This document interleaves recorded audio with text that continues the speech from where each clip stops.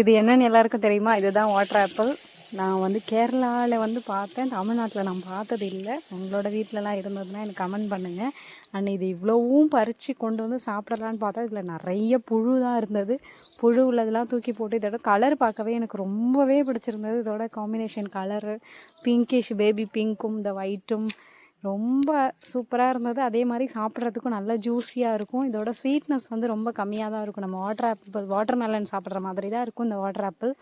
99% வந்து வாட்ரு தான் இருக்குமே.